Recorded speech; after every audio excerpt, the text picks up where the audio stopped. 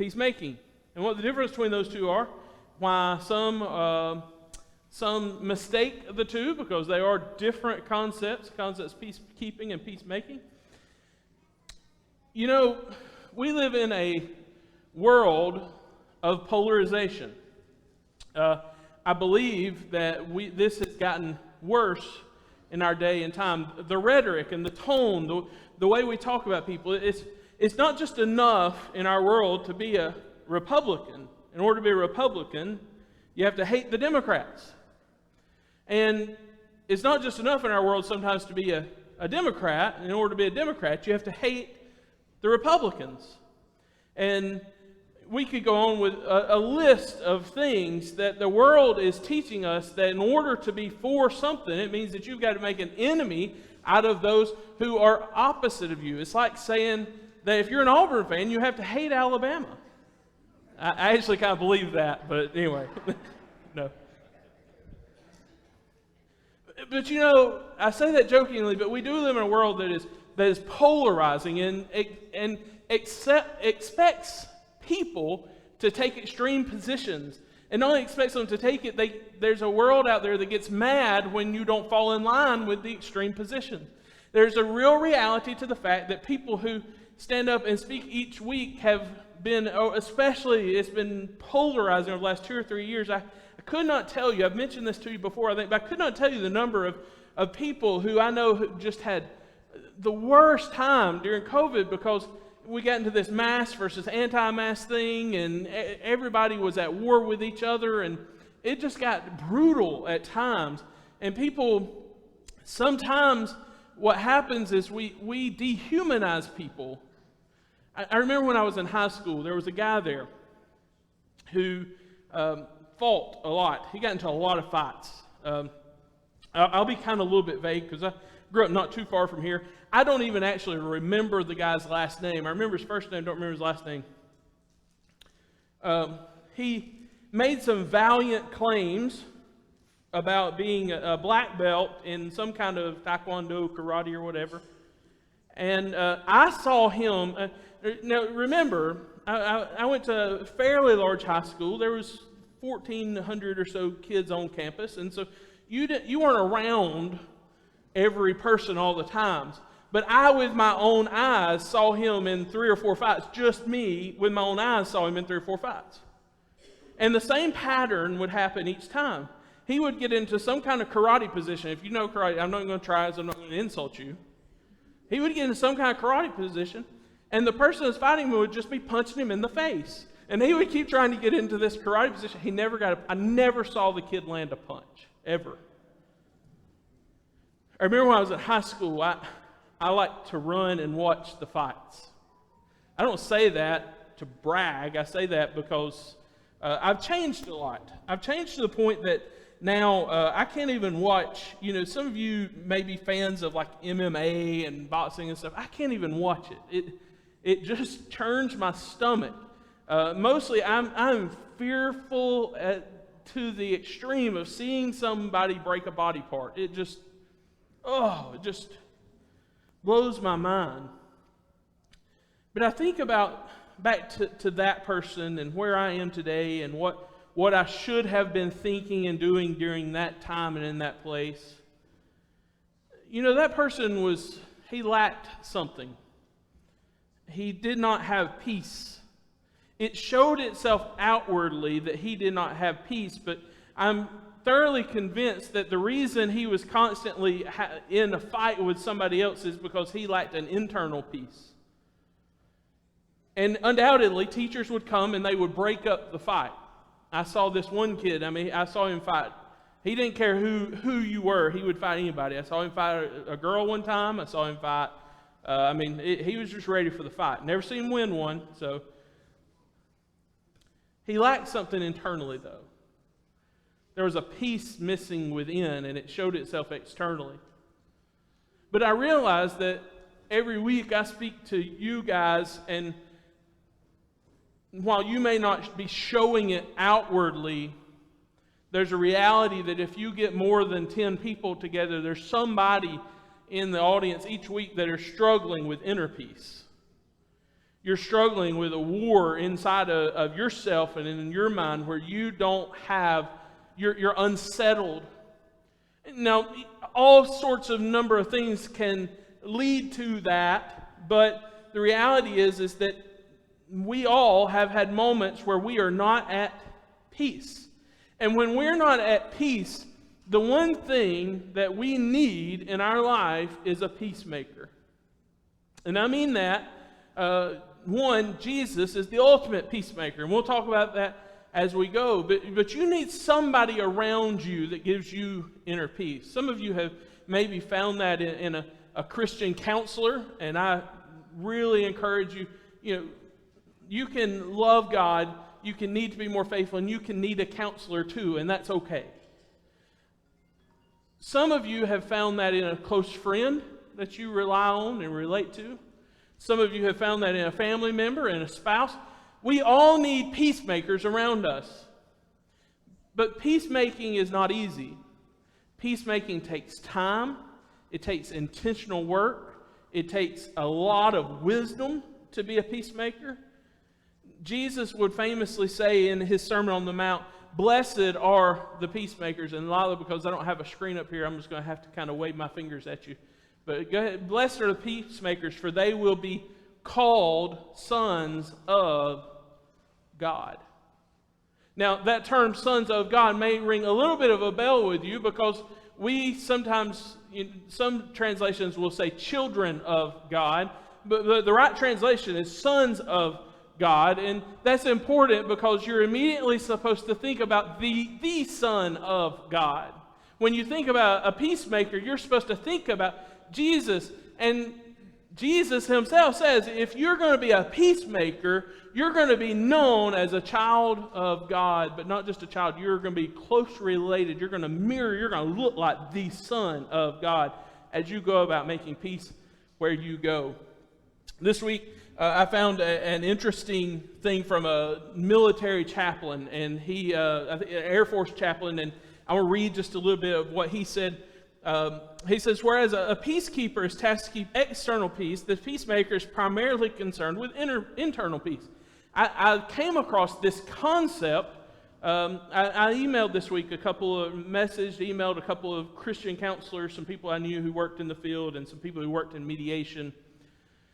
And I asked them kind of an outline of what I was thinking about doing and asked them for some thoughts. And Rosa Statham, who used to attend here, sent back a thing, and she sent back basically this kind of quote.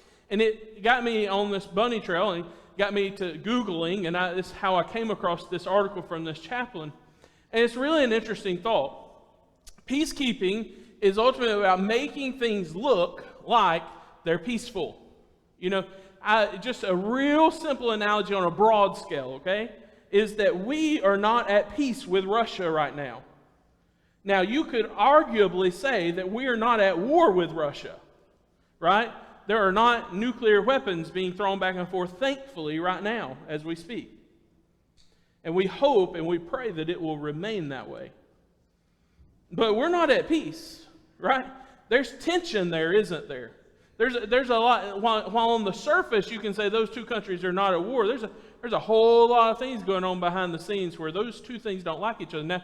Now we choose not to annihilate each other because why? Because they don't want to be destroyed, and we don't want to be destroyed. And so we have a lot of peacekeeping happens, but that's not peacemaking. Peacekeeping is external. It makes things look nonviolent. But peacemaking actually gets to the core, to the internals of who we are. And this chaplain is making the argument that we need, and he was talking specifically to the military, we need more peacemakers instead of peacekeepers. And he continues. He said, "I learned that in very practical terms, it's easy to spot a peacekeeper. They are all around us. They are the ones who change topics and invoke the no-talk rule every time someone begins to address matters that might be upsetting or stir up contention." This is peacekeeping. If we don't talk about it, it'll go away, right? Preachers shouldn't preach on that because that might make somebody upset. And I need to shut my mouth sometimes, I have no doubt, okay?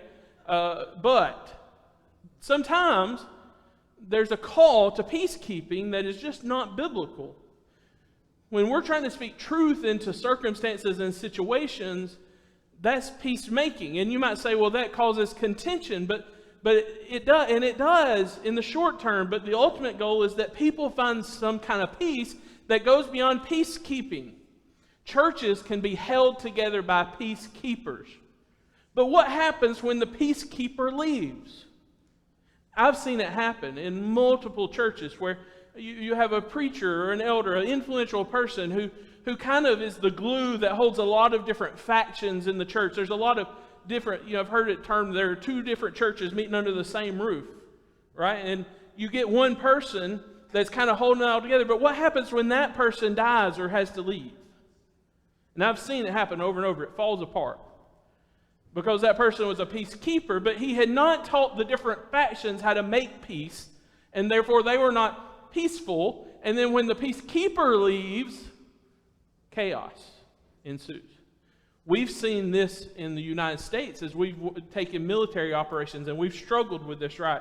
We've been able to go to places and peacekeep, right? We make peace. And then when we leave, what happens? It just all crumbles apart. Because we've taught them how to keep peace, but we haven't taught them how to make peace. He would continue. He said, they are more concerned about maintaining the absence of conflict than they are about speaking the truth into difficult subjects. These peacekeepers are quick to respond and redirect whenever a peacemaker seeks to speak truth into an important topic. Rather than ignore or avoid potentially contentious matters, a peacemaker is intent on speaking the truth and unmasking the obstacles that prevent true peace from emerging.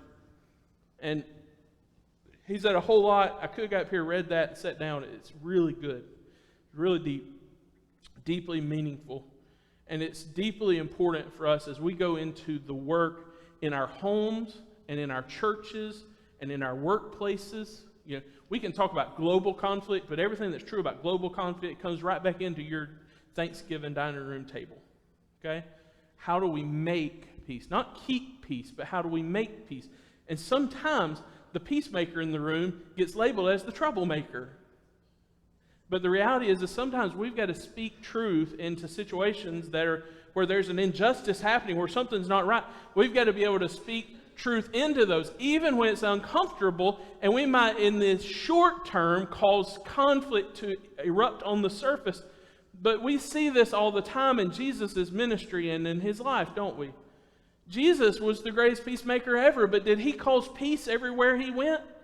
He made people mad as a hornet everywhere he went. And it wasn't because he was doing anything wrong. It was because he was speaking truth into situations where people were not prepared for the truth. You know the old statement, right? You want the truth? You can't handle the truth. Like, that's from an American movie 2,000 years later, but it was really true of Jesus' ministry. The people wanted the truth, but they wanted the truth in a way that caused them not to have to do any internal change. They were okay with changing a few things externally, but as long as they didn't have to change internally. The rich young ruler, when he comes to Jesus and says, hey, tell me what else I've got to do. I've checked off this box, this box, this box. He says, listen, you've got to change who you are. You've got to give up the money that identifies you, the money that causes you to be who you are. You've got to give that up. And he goes away sorrowful. Because Jesus was trying to make... Now, if Jesus was a peacekeeper, he would have said, dude, your money can mean a lot to our ministry. Imagine the number of people that it could feed. Imagine the number of homeless you might be able to give shelter to with your money. Could you come and maybe give 20% to our ministry here? But Jesus knew that the rich young ruler had a vice in his life. It defined who he was, and he did not have inner peace. And he was not going to have inner peace until he let the grip of riches go. And so Jesus calls him to do something dramatic and radical. He says, come and follow me. Sell everything you've got. But he's not prepared for that. See, he's prepared to keep peace, but he's not prepared to make peace. He's not prepared to go deeper in. The difference between peacekeeping and peacemaking is really just a matter of degree. Peacekeeping is aesthetic. It's the way things look. But peacemaking is coming to the core of who we are and making peace. And you need peace. In order to be a peacemaker, you've got to know peace. And you need to make peace in your own life, in your own soul, and in your own heart. We need to be a people that are at peace, because peaceful people ultimately become peacemakers to other situations and other circumstances. So this morning, I'm going to give you 5 quick things that I believe will help us be better peacemakers. 5 quick points. We won't spend a ton of time on all of them. I know usually I'm a 1-point sermon guy, and that takes long enough. It's not going to be 5 times as long, okay? 5 things. Peacemakers, first of all, will know their role. Peacemakers need to know the role of being a peacemaker. What does a peacemaker do? And listen, when I say this, sometimes when I talk this week, as I've been, as I do, I talk and in my head, I explain these things out loud. And sometimes when I'm explaining in this lesson, sometimes I think that it looks like I'm talking about you coming into the middle of 2 warring parties, and peacemakers will do that from time to time. But frequently, the peacemakers are the ones that are involved in the conflict. So I'm not talking just about that. I'm talking about even if you're involved in the conflict, you need to know the role that you play as a peacemaker. And a peacemaker is incapable of fixing every problem. Guess why? Because some problems can't be fixed. Because, one, you're not Jesus and you're not God. There's all kinds of reasons and limitations why you can't fix every problem. Just by show of hands, and you can admit this, how many of you in the audience are just naturally fixers? You want to fix things. It's just natural to you. Some of you, that's you. You want to fix things. You see something broken, you want to fix something. Some of you that just raise your hand probably have gotten into relationships in the past that probably weren't the best relationship. Why? Because you thought once you got in that relationship, you could fix that other person, couldn't you?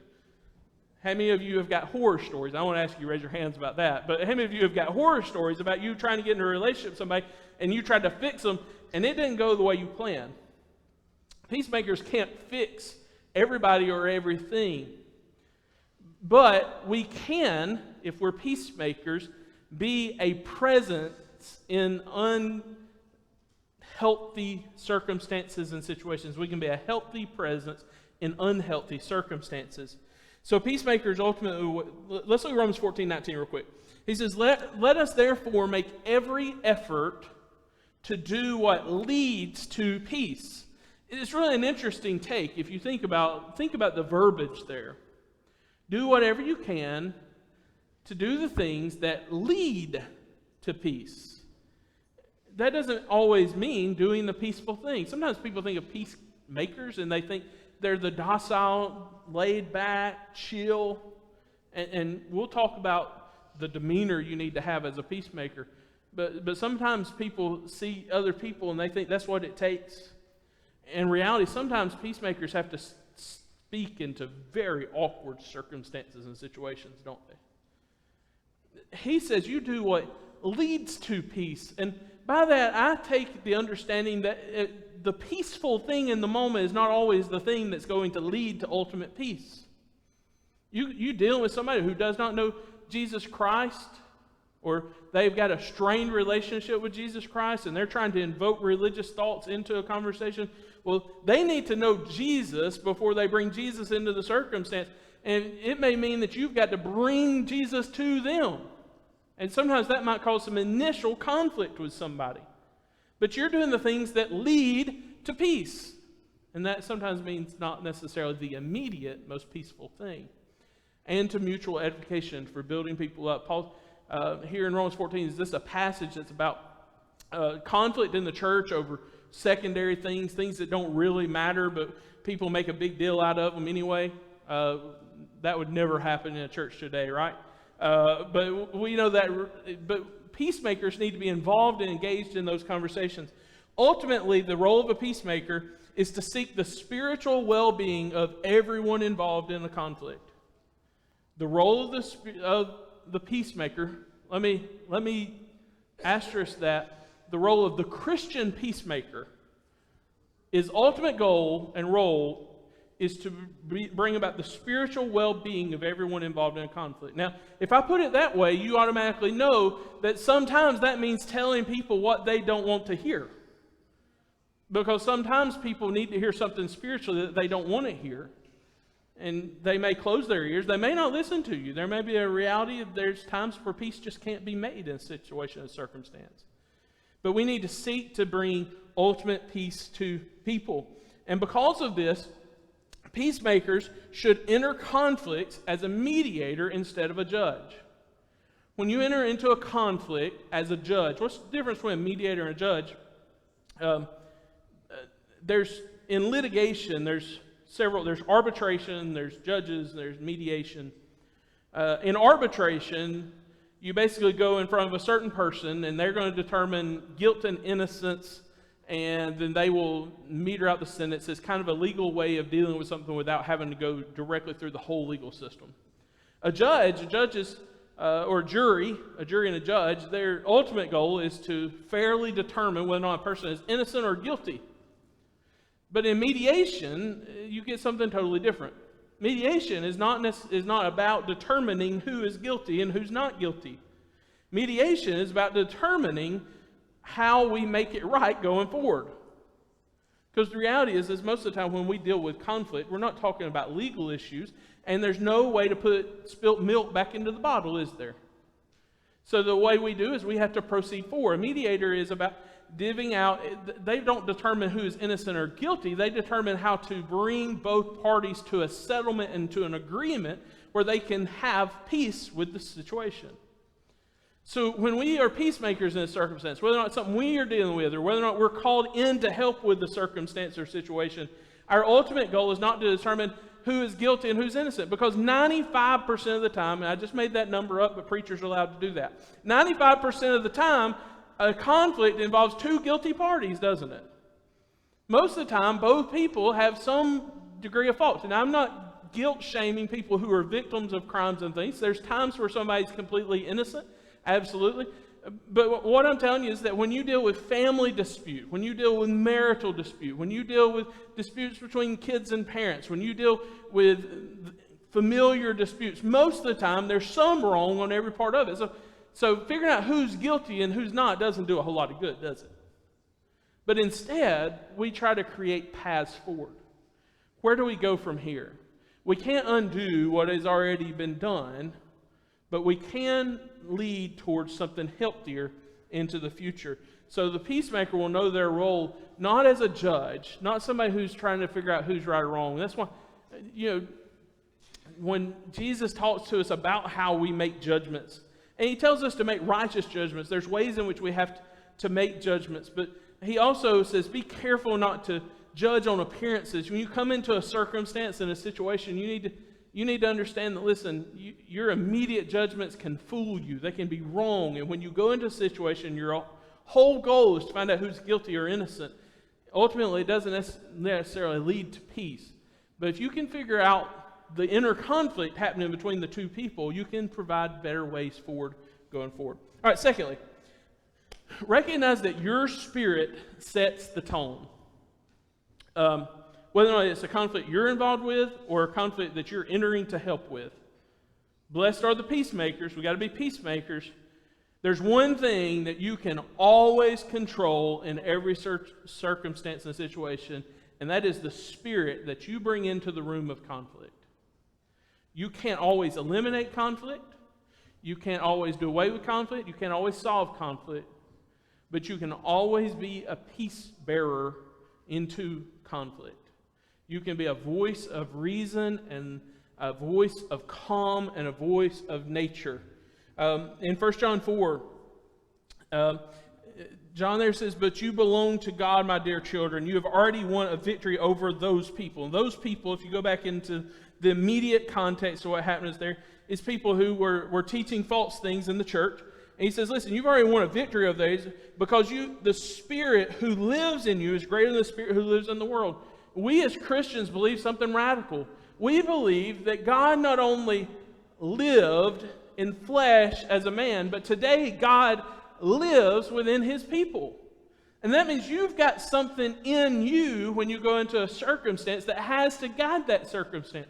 That's why I'm constantly telling you this concept of staying in step with the Spirit. Make sure that the Spirit that is guiding you, you're listening to the Spirit as He guides you through your life. Don't quench the Spirit. Don't tell the Spirit no, right? Make sure that you're using the Spirit that lives within you as you go through this life. Proverbs 15:4 says that the soothing tongue is a tree of life. I love that. That's good. There's actually a verse about 3 verses before this that's kind of more familiar, I think, sometimes when we talk about tongues. But I like this one even more. The soothing tongue, the peacemaker's tongue, is a tree of life. And it's not talking about who's right or wrong in a situation or circumstance.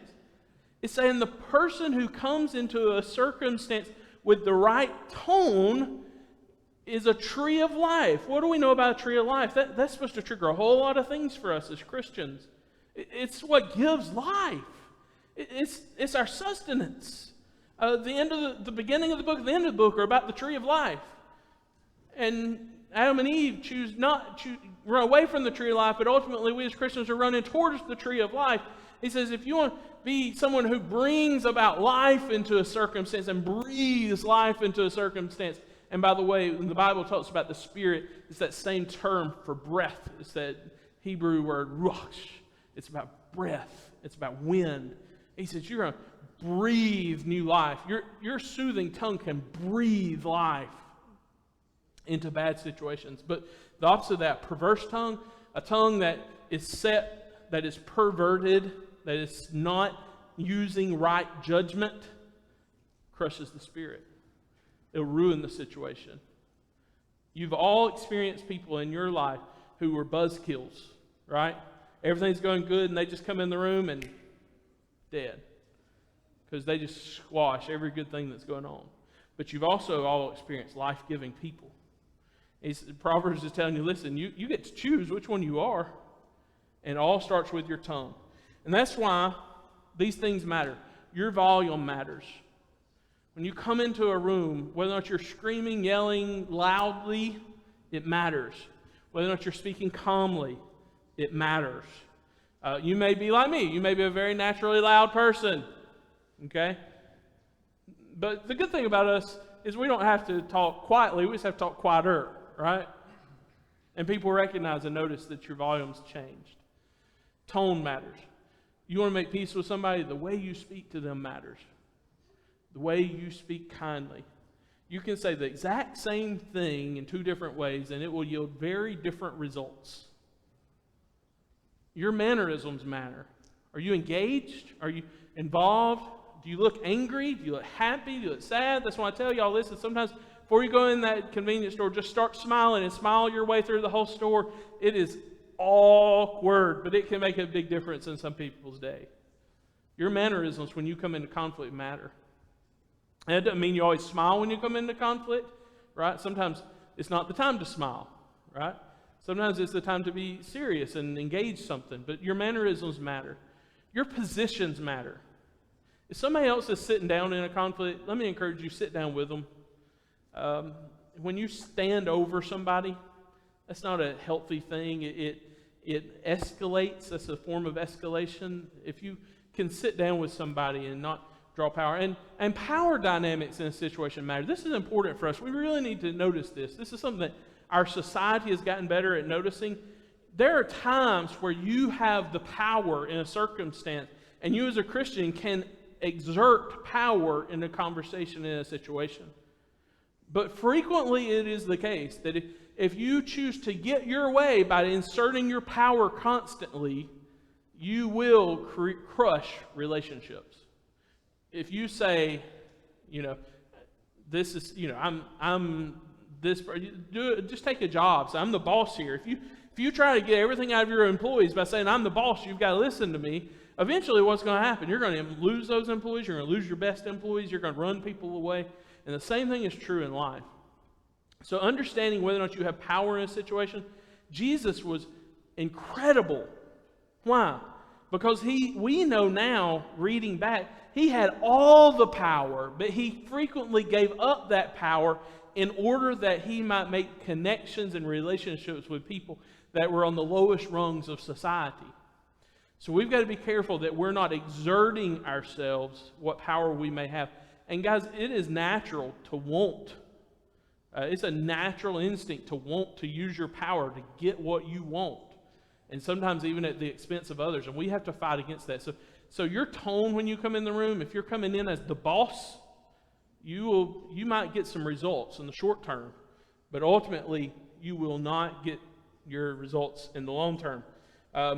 Ken Sand, who wrote a book called The Peacemaker, wrote this. He said, peacemakers are people who breathe grace. I love that.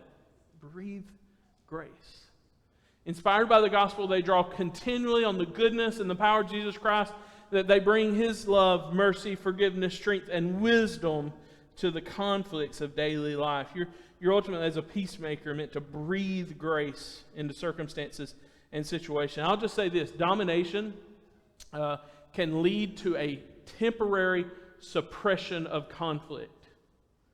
If you are one who naturally dominates a circumstance, all right? So if you've ever done personality typing, okay, you can do the personality typing for this. We here have done in the past, we've used Gary Smalley's stuff. And Gary Smalley's stuff, the dominator is called the lion, okay? It's the person who will get things done and sometimes not care who they have to run over to get that. Now, that may be how you're wired, okay?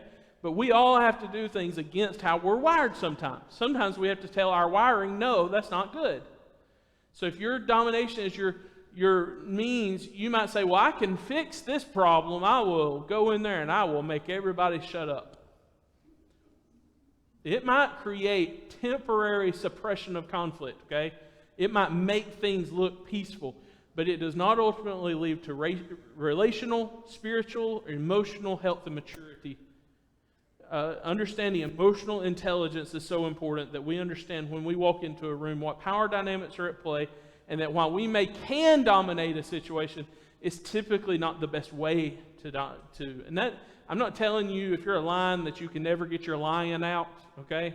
It's just, I've got a little dog, he's a little yappy thing, and he loves to kill toys. He's good as long as he's killing toys, right? That thing. You may have a dog like that, but I was reading this week, I was just curious. I said, how is that bad, They said as long as the dog knows that's their natural instinct, right? That they want to kill another animal, but as long as you teach them to take out the natural instinct on stuffed animal instead of an actual thing, you're all right. Well, you lions in the audience, get you a stuffed animal, okay? And when you really need to dominate something, you go give that stuffed animal a good talking to. No, there are times where your personality can be good in a circumstance, but you have to tone it down. You've got to recognize that your tone ultimately matters a ton. All right, third, never proceed until you empathize. Never proceed until you empathize. Make sure you have put yourself into the shoes of everyone involved in the circumstance and situation. This gets particularly tough when you're one of the parties of the circumstance and you feel like you have been done wrong. It's tough sometimes to put yourself in their shoes and ask, why are they acting this way? Why are they feeling this way? Why is there conflict? If I was in their shoes, what would I see in me that's not healthy and has brought part of the conflict on? The golden rule, you know it, you've been familiar with it. Matthew 7:12. Whatever in everything do to others what you would have them do to you, is ultimately empathy. That's what that passage is about. It's saying, listen, you need to put yourself in their shoes and ask, if I was in their shoes, what would I do? What would I want someone to do to me? If we want to be successful in making peace, we have to be people who empathize, who seek to put ourselves in the shoes of others. He says, this sums up all the law and the prophets. This is the whole of Christianity. You can't do anything effectively as a Christian. You can't make peace as a Christian until you seek to put yourself in the shoes of those who you're in conflict with, or the conflict you're willing to settle. Now, here's the thing. You get in a conflict and there's a bunch of people involved in the conflict, what happens? Empathy takes a lot of time. Because you got to put yourself in all their shoes, right? Why is this person siding with that person? What do they have to do with this, right? What is it in their past? How can I better understand them better? When you do these intentional things, it naturally de-escalates because it slows the process down. Sometimes that's the whole thing conflict needs. It needs to be slowed down. And so that leads to point 4 is this: deal with conflict at the right time. Deal with conflict at the right time. It may not be the right moment, but the moment will come. I heard a preacher, a well-meaning preacher, I think, and I don't necessarily disagree with what he was saying. I don't even know his name. I was watching one of his sermons on peacemaking this week. I actually pulled some stuff from the sermon. I thought the sermon was generally good, but he made the comment that you can't make peace unless you run towards the conflict. And he said you'll never make peace if you're running away from conflict. And I disagree with that. Okay, sometimes there's conflict because people have decided there's conflict. You deal with enough teenagers in your life. No offense to you teenagers. Our teenagers here, this does not apply to you. I know all of you. It really does not apply to you. But you've got people in your school that it applies to. And you'll know exactly what I mean when I say this. There are people in your school that will do anything for attention, and you take attention away and the conflict goes away. Sometimes conflicts are just thriving because people are paying attention to it. You know, there's the old saying, things don't go away on their own. Sometimes they do though, right? Like, you have to decide whether or not what you have is a headache or whether or not what you have is something more serious, right? If my arm's chopped off, I've got to go to the emergency room right now, right? If I've got a headache, it may go away on its own.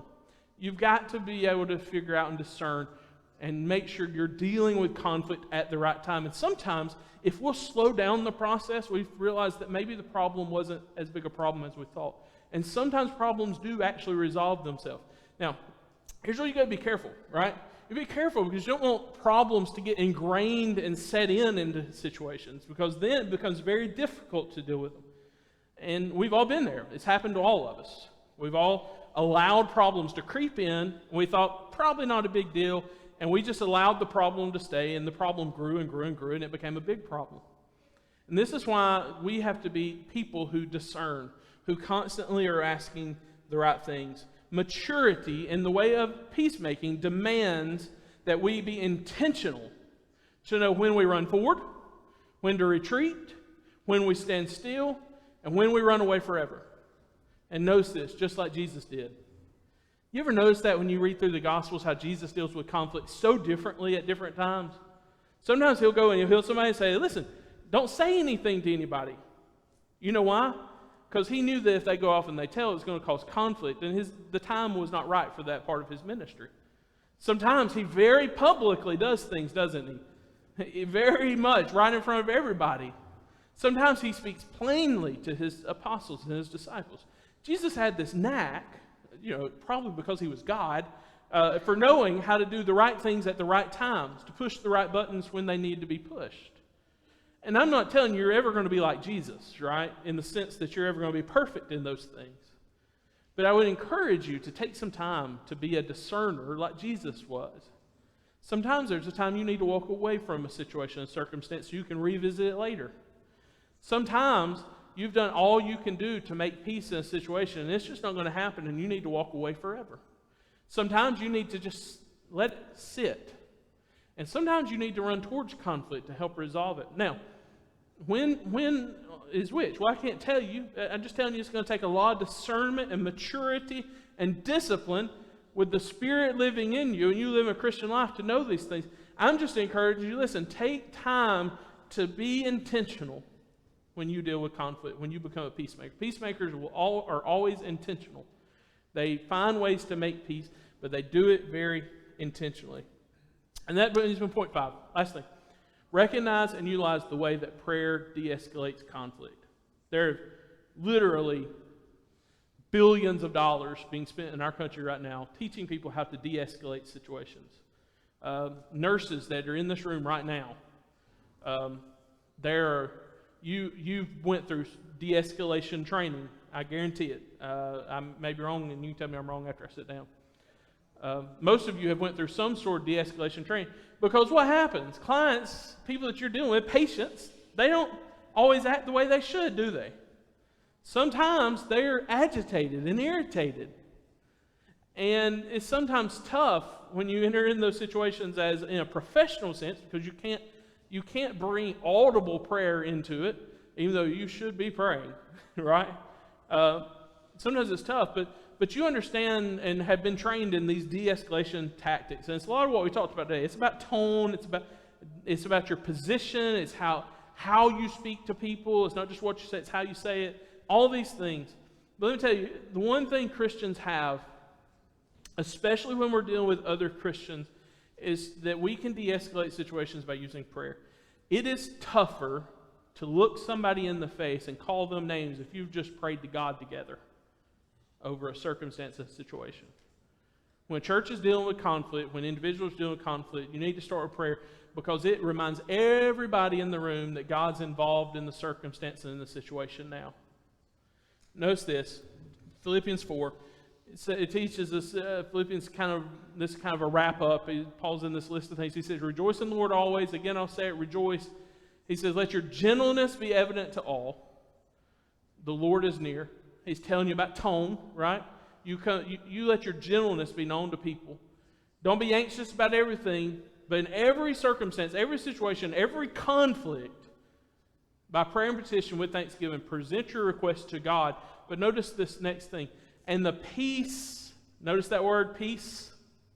The peace of God, which transcends all understanding, will guard your hearts and your minds in Christ Jesus. You want to de-escalate a situation and circumstance? Bring God into the room. Now, you need to be praying internally. That's important. It's important. Sometimes you might not be able to pray out loud. Sometimes all you can do is pray inside. But let me just tell you, if you're dealing with other Christians, verbally saying out loud, calling on the name of Jesus to be involved in a circumstance. Jesus is everywhere. Right? God's everywhere. He knows when you sin. He knows when you struggle. You're not hiding anything from Him. And you know that, right? But sometimes you know it, but you don't know it. And I know it, but I don't know it. Like, I know God sees me when I sin, but it doesn't always stop me from sin. But you know what helps me to sin less is when I stop and I actually say, God, I want you to come and be involved. When I call God into the situation, it gets tougher to do wrong. Kelvin, it's tougher for me to hate you if I just prayed for you. I don't hate you, okay? It's tougher for me to wrong someone when I'm asking God to bless them. It's so important for us to remember this. And this is the end. Just recognize that true peace is not possible without the Prince of Peace.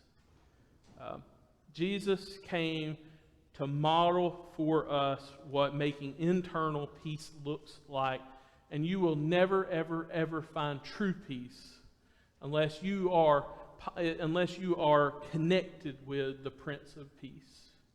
He ultimately is the one that can provide all of our flaws, listen, we're not going to be perfect at this, but we can seek to be better. But ultimately, a life in Jesus, true peace, is only going to come when we're connected to the Prince of Peace. Let us pray over this, and let us seek to be better peacemakers in the days ahead than we have been in the days past. God, we want to be peacemakers.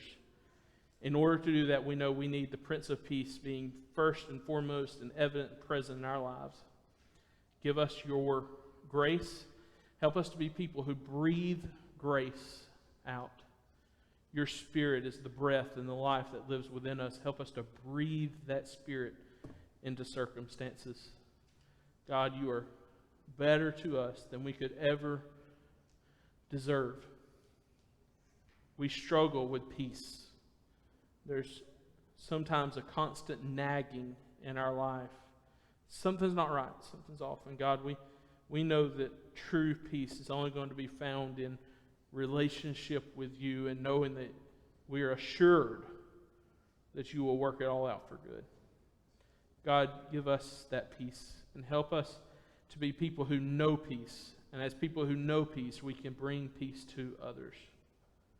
And we know we can only know that through relationship with you, your Son, Jesus, and the Spirit that lives within us. God, you're knowledgeable of all of the conflicts involved with every single person in this room. I pray that you will make every single person in this room involved in some conflict in their life. Help them to be peacemakers. Help them to set the tone. Help them to empathize. Help them to know the right times to say the right things. Help them to be mature beyond their actual capabilities, because we know there's a Spirit living in them. God bless this church. Help us to be not just peacekeepers. Amongst our diversity, there's so many different ways of thinking in this very room. And at times it may be a temptation for us just to be peacekeepers. But we know we can be peacemakers if we're united in the death, burial, and resurrection of Jesus Christ, the Son. God, guide us to that sort of faithfulness and that sort of peace as your people. And we pray this because of that death, burial, and resurrection. And the church together can say, Amen. Amen. I want you to know the Prince of Peace. The one way I can bring peace to your life more than anything else is not something that I can do. I can just point you to Jesus. I will never, I want to be a peacemaker in my life. I'm not always the best at it. But I do know the number one thing I can do for you is to introduce you to a man who came and lived and died and rose again 3 days later. And through him, you can have assurance. You can know that you are saved. When you know that you are saved, it changes everything. It changes your outlook. It changes how you deal with things, how you handle life. It changes everything. And you can know that Jesus Christ is your Lord. If you've never made that commitment to Him, or if you have a spiritual need, we'd love to help you while we'll sing together.